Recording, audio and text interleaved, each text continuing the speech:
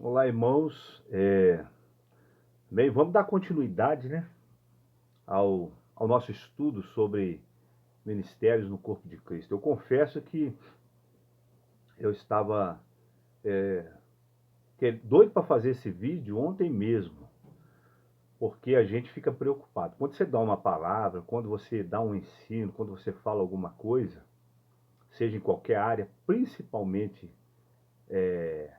com respeito à palavra de Deus, a gente tem que ter o cuidado, porque há vários tipos de entendimento, né?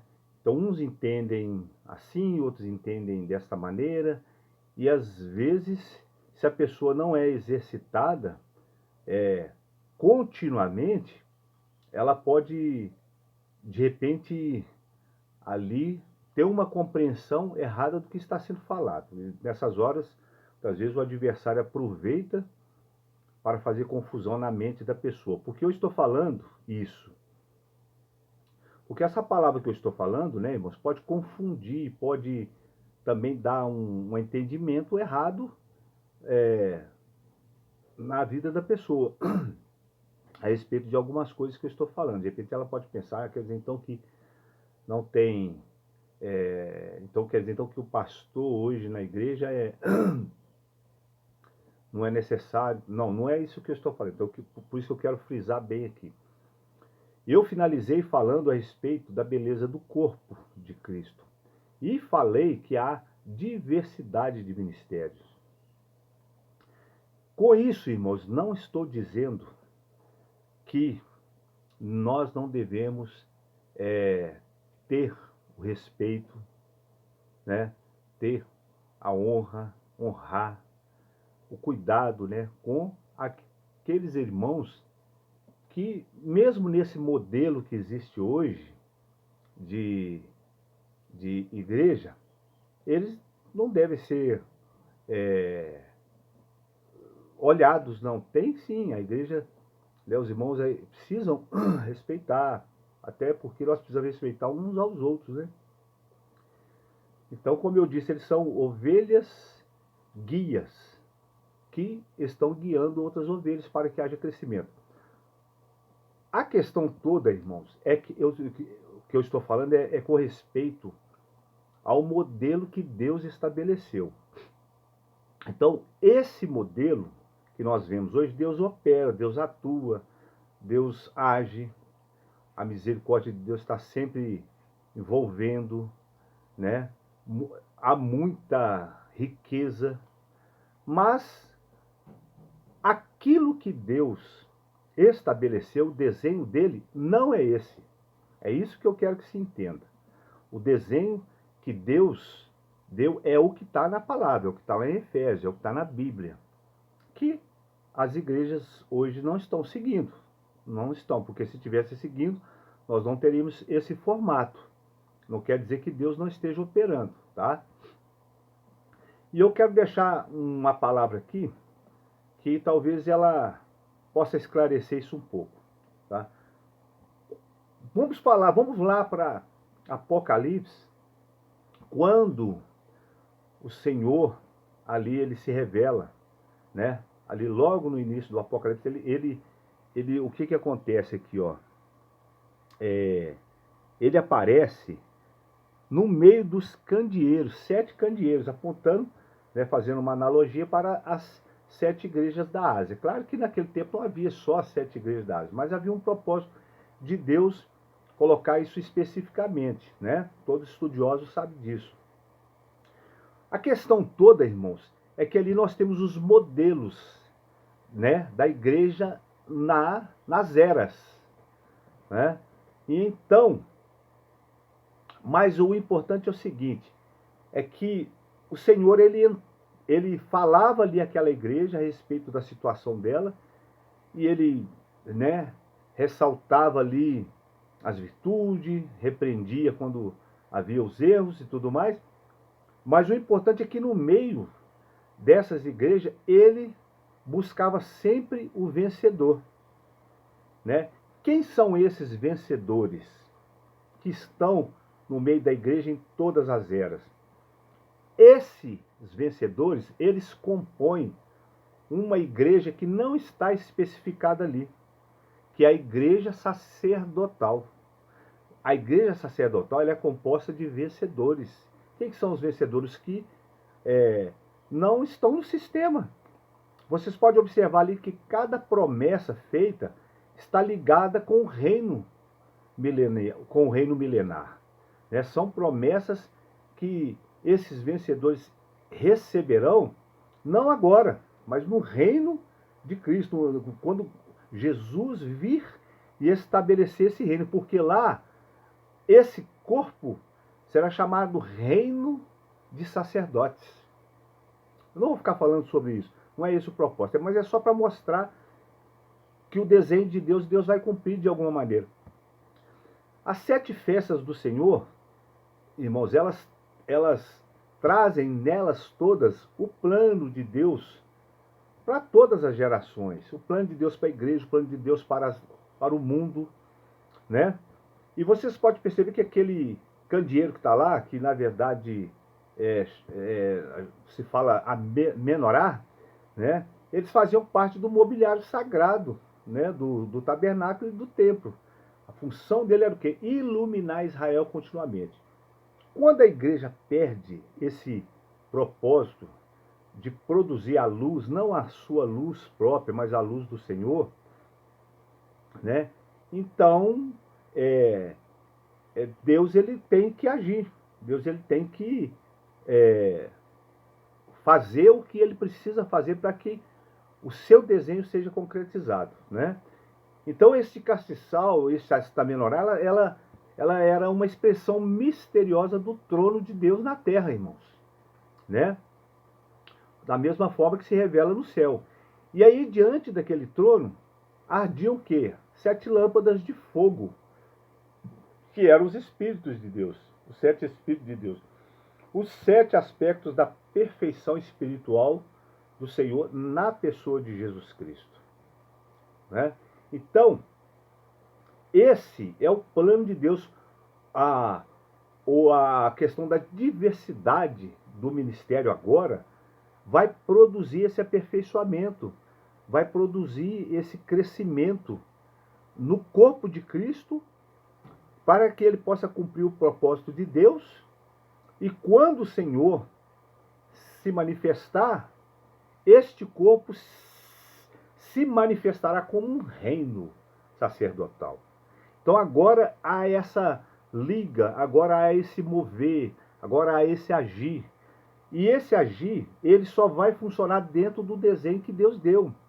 Nesse formato, né, de hierarquia clerical, ele não tem como funcionar, porque não é essa a visão desse desenho, quando se existe hierarquia na igreja.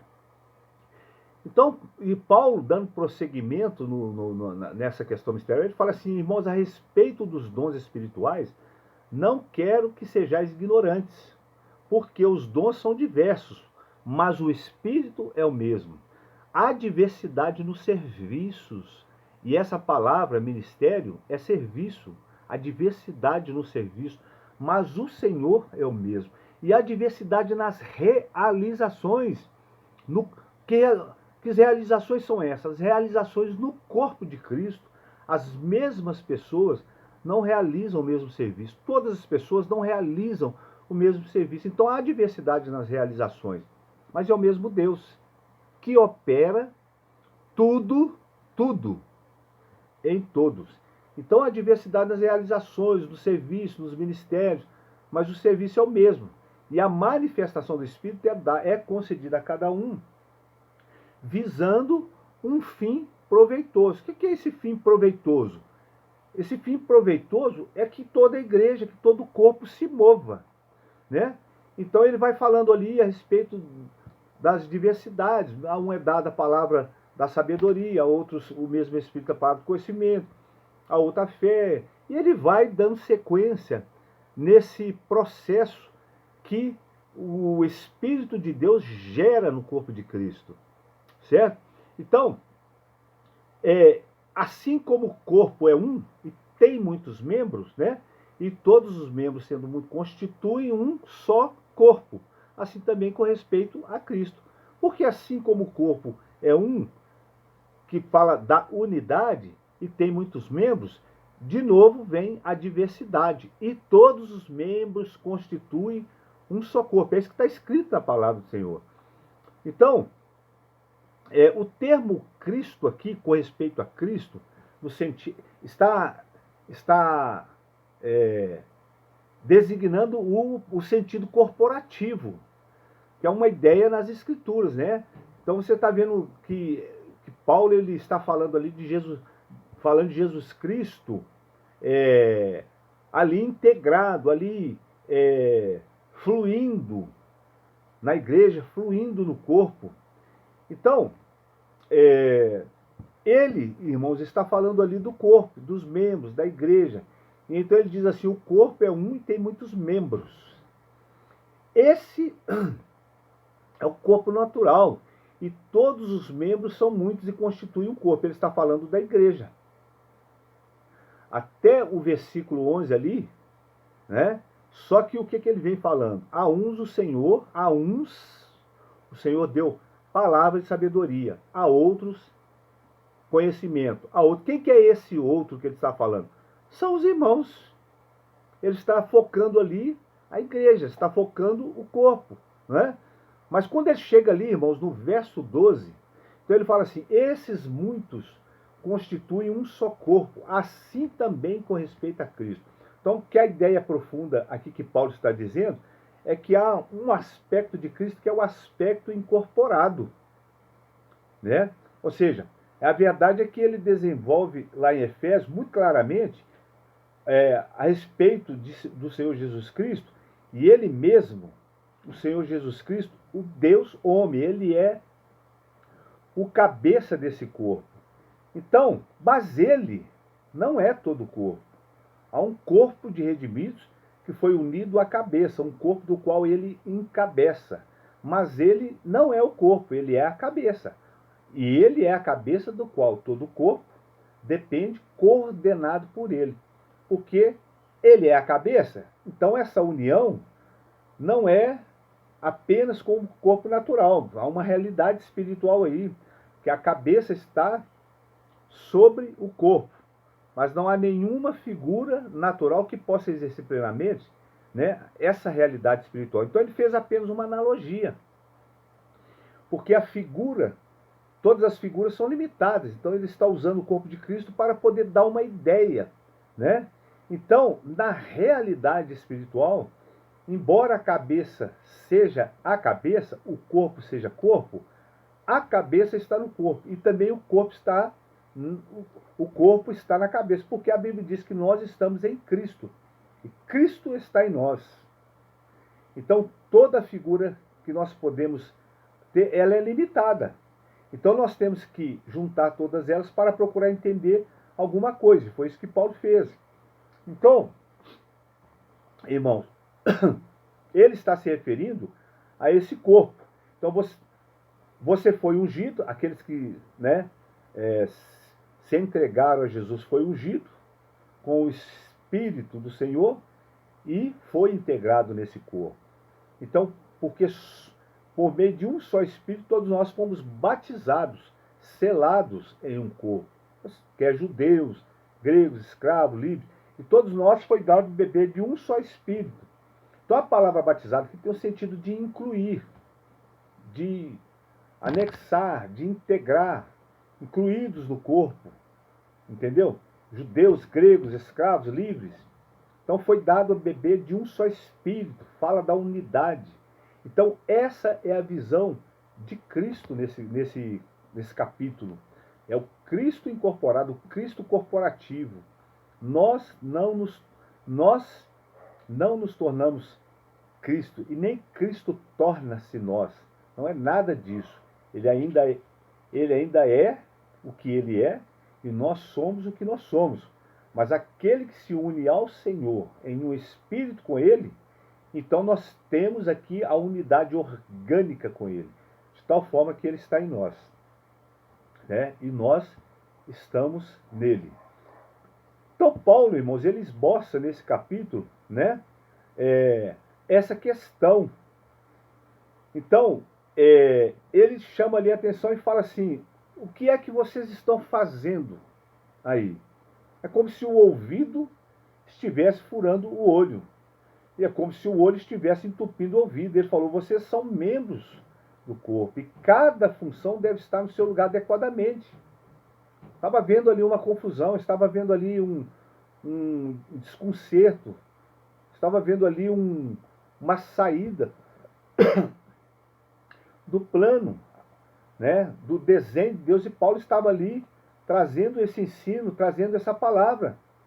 Então, ele estava ali mostrando cada função e que cada membro deveria estar no seu lugar adequadamente.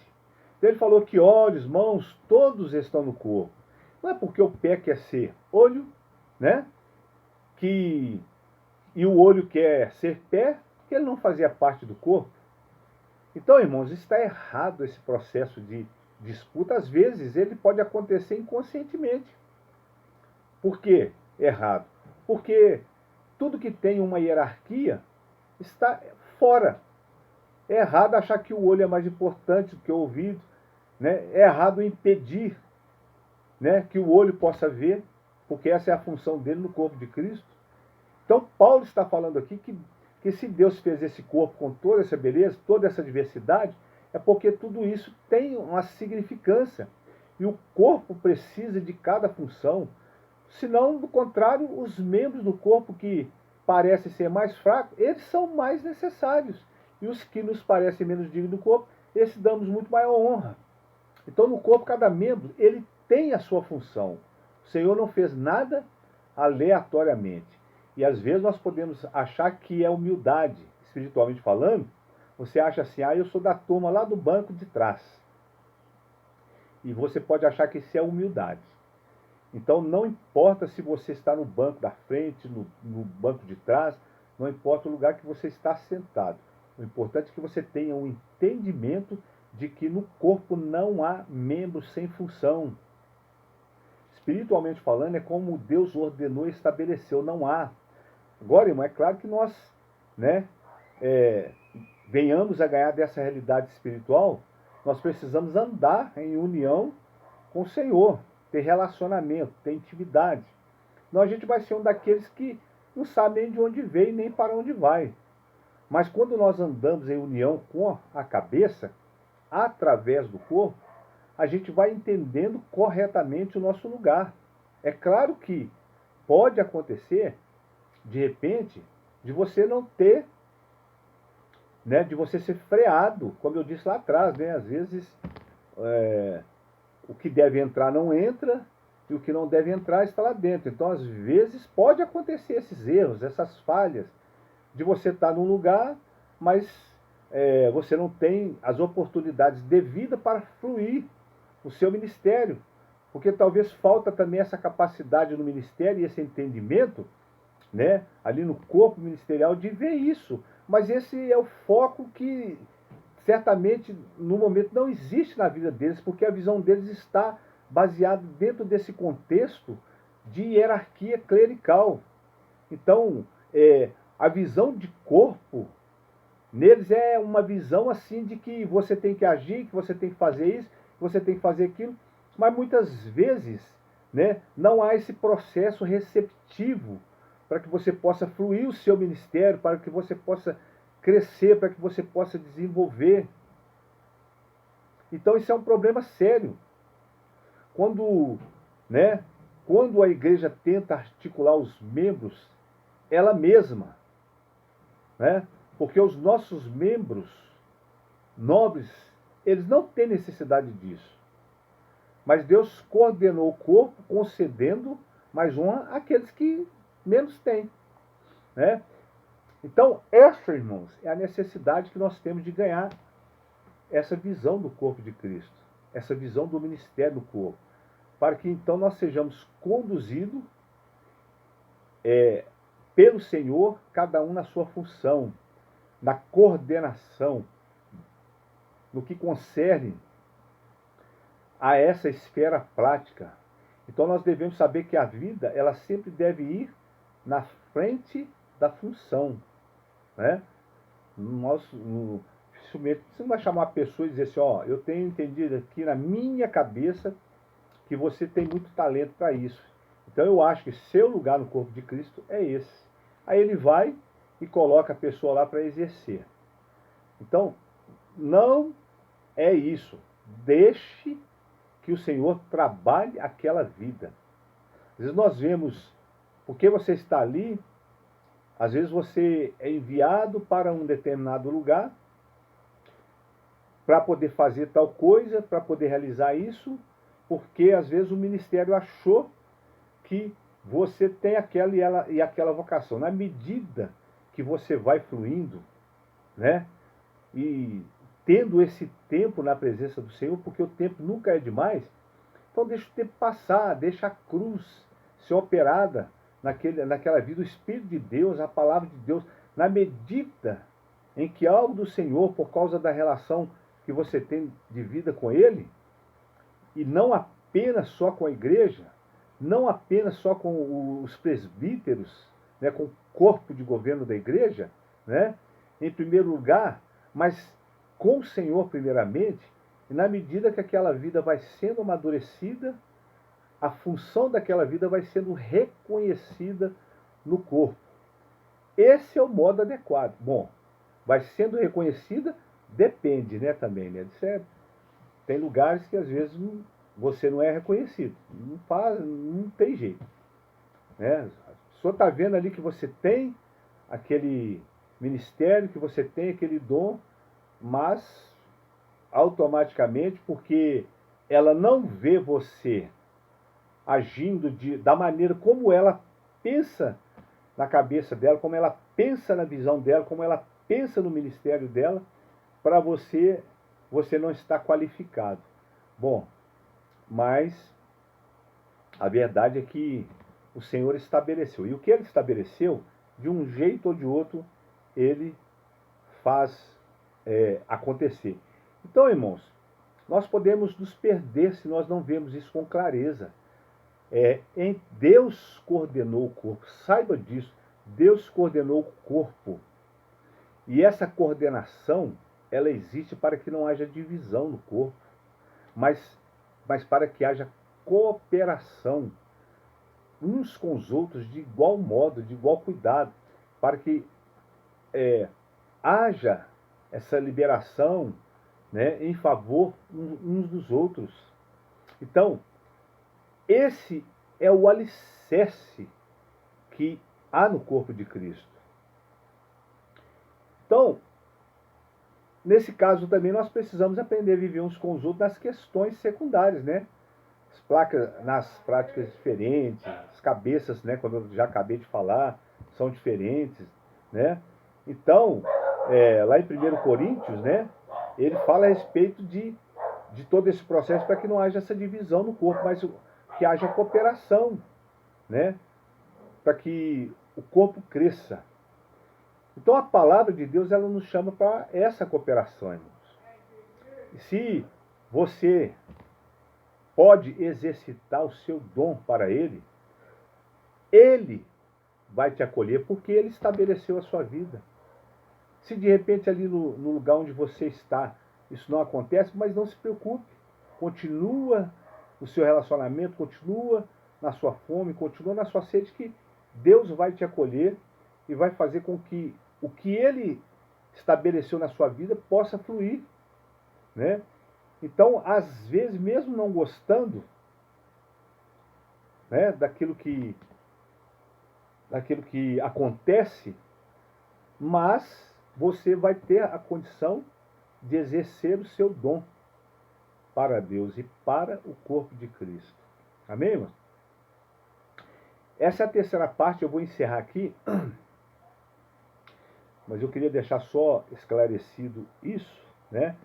Mas para que nós possamos entender, você foi chamado no corpo de Cristo, você foi chamado com um dom, com um ministério, com uma função para crescimento do corpo de Cristo.